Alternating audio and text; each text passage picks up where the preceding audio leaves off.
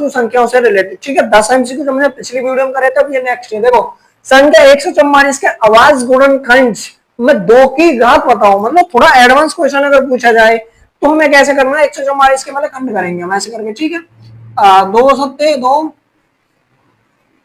2 का डिवाइड देंगे 36, 2 का डिवाइड देंगे 18, 2 का डिवाइड देंगे 9, 3 3 3 एकम 3। अब यहाँ पे पूछा है कि 2 की पावर बताओ, तो सीधा सीधा मतलब है 2 कितनी बार आया है। तो यहाँ देखेंगे 2 कितनी बार, 1 2 3 4, 2 हमारा कितनी बार, 4 बार। तो जो हमारा 4 ऑप्शन में रहेगा वो टिक हो जाएगा, क्लिक। ठीक है, नेक्स्ट क्वेश्चन देखते हैं। अपर में संख्या है अपर में संख्या बतानी है, और मैंने बेसिक में बताया कि अपर में संख्या कौन सी है। देखो ये परमेय संख्या बटा में लिखी हुई है। ठीक है, ये भी परमेय संख्या है। ठीक है, ये भी परमेय संख्या। ये परमेय संख्या कैसे, देखो ये 5 है और नीचे ये 16 किससे बाहर निकल आएगा, किसका वर्ग है, ये 4 का। ये 5/4 को इस तरीके से लिख दिया है, ये भी परमेय संख्या है।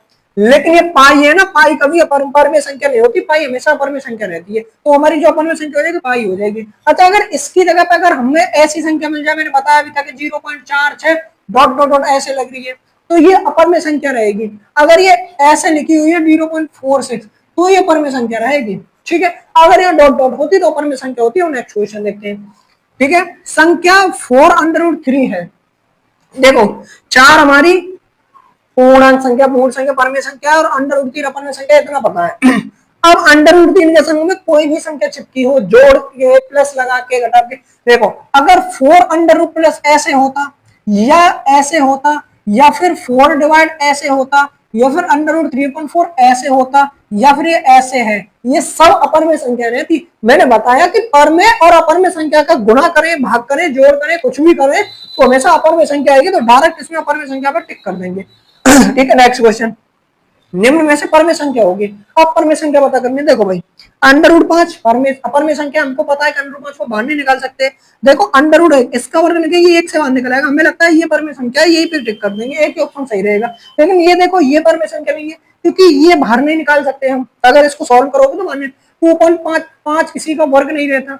ठीक, अब कहोगे ये तो 25 है, तो वर्ग नहीं रहता। लेकिन अगर ये ऐसे होता 0.25 तब हम इसको निकाल सकते थे 0.5 से, लेकिन ये संख्या किसी का वर्ग नहीं है, तो इसलिए ये परमेय संख्या नहीं है, ये अपरमेय संख्या। ठीक है, हमें परमेय संख्या छाटनी थी, ये थी अपरमेय संख्या बाकी। किसी पूर्णांक m के लिए प्रत्येक समपूर्णांक का रूप होता है। जब समपूर्णांक का रूप की बात करें, ध्यान रखना बच्चों, समपूर्णांक हमेशा कैसा रहेगा, तुम्हें पता है सम संख्याओं में 2 का डिवाइड चले जाता है, तो हमारा जो समपूर्णांक रहेगा 2 + m के रूप का रहेगा। अगर यहाँ पे उसने m दिया तो हमारा 2m रहेगा, अगर यहाँ पर q दे रखी है तो हमारा 2q रहेगा। ठीक है बच्चों, ठीक है, समझ में आ गई, कोई दिक्कत नहीं। अब देखते हैं नेक्स्ट क्वेश्चन। इसी पूर्णांक q के लिए प्रत्येक विषम पूर्णांक का रूप होगा। हमने पहले सीखा था समपूर्णांक का रूप, अब विषम पूर्णांक का। जब हमारा समपूर्णांक का रूप था, देखो समपूर्णांक के लिए तो हम क्या करेंगे, कोई भी वैल्यू है वो 2q लगा देंगे। ठीक है, लेकिन जब विषम पूर्णांक रहेगा, कौन सा रहेगा, विषम पूर्णांक, तो हमको हमेशा ये चीज रट लेनी है, याद कर लेनी कि विषम पूर्णांक हमेशा 2q+1 के रूप का होगा। ठीक है, यहाँ q दिया है तुमने q रख लिया, अगर यहाँ पे हमारा m होता तो m रखते। विषम पूर्णांक देखो कहाँ पे है, यहाँ है ना, तो ये हमारा क्या हो जाएगा, करेक्ट आंसर हो जाएगा। ठीक, अब देखो संख्या n² - 1 8 से विभाजित है यदि n एक संख्या है।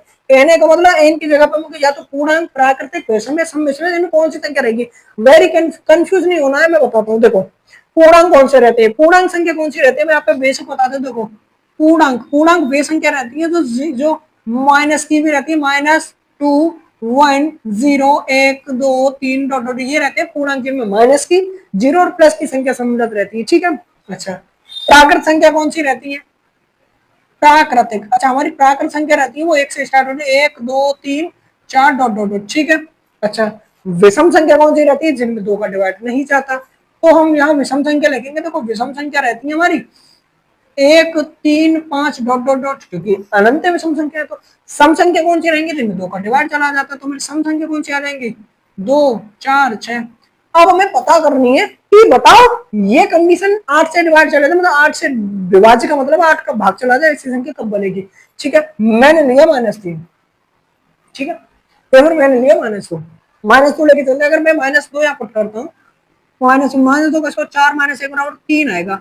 अब बच्चा 3 आ गया, तो कहने का मतलब 3 में 8 का भाग 3 में तो जाएगा नहीं, कहने का मतलब ये संख्या तो किसी भी कंडीशन में नहीं हो सकती, ठीक है। माइनस की संख्या तो किसी भी कंडीशन में नहीं हो सकती, ठीक है।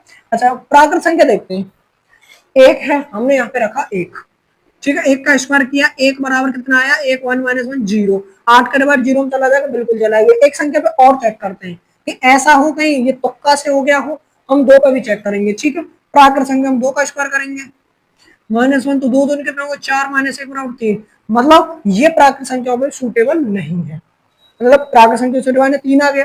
अच्छा हम विषम संख्या देखते हैं, जैसे हमने लिया एक का स्क्वायर करेंगे तो जीरो आएगा, अभी 3 रख के देखते हैं, 3 का स्क्वायर करेंगे 1 नाम दिया, 9 - 1 बराबर 8 के पढ़े में आता है, बिल्कुल आता है, ठीक है। चलो एक 5 और रखते हैं, हमने क्या देखा पहले 1 देखा, फिर 3 देखा, 5 देखते हैं।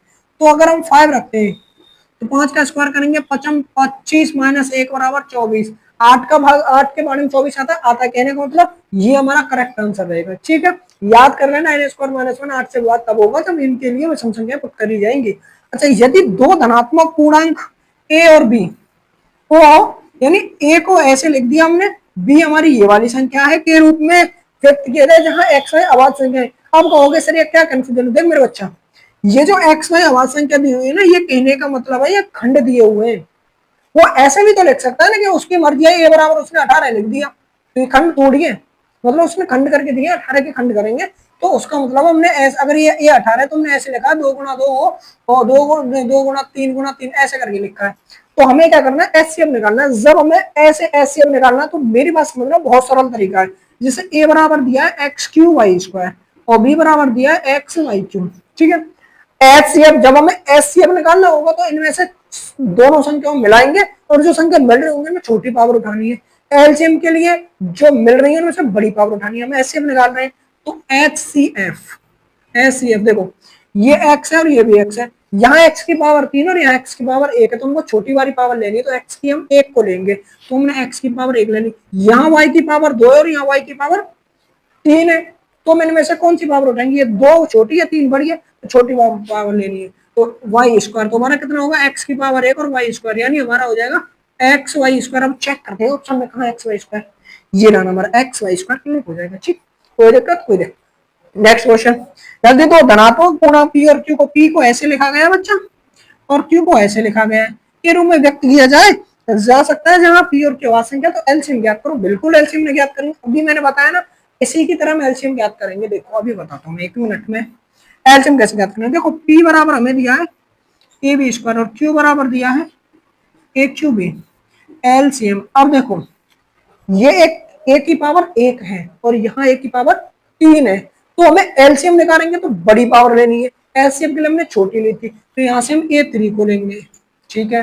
अब देखो यहाँ b की पावर 2 है और यहाँ b की पावर 1 है, तो हमें बड़ी पावर चाहिए, तो हम यहाँ b की पावर 2 को लेंगे, तो a3b² ढूंढो, इसमें कहा a3b², ये ना ये हमारा सही ऑप्शन हो जाएगा, ठीक है। नेक्स्ट क्वेश्चन देखते हैं, एक शून्येतर परमेय संख्या और अपरमेय संख्या का गुणनफल होता है। मैंने बताया यहाँ पूछा है, एक तो ये परमेय संख्या शून्येतर भूल जाओ, ठीक है, और ये एक अपरमेय संख्या है और यहाँ पे गुणनफल है, समझ रहे हो, कहने का मतलब परमेय और अपरमेय संख्या का हम मल्टीप्लाई करेंगे तो कौन सी संख्या आएगी, ध्यान रखना जीवन में परमेय और अपरमेय संख्या के जोड़ करो, घटाव करो, गुणा करो, भाग करो, हमेशा अपरमेय ही आएगा। परमेय और अपरमेय से जब कुछ भी कैलकुलेशन करेंगे, परमेय के साथ अपरमेय की, अपरमेय के साथ परमेय की, तो हमेशा कौन सी आएगी, अपरमेय संख्या। कहाँ हमारी अपरमेय संख्या, सदैव अपरमेय रहेगी, ये हमारे क्लिक कर देंगे।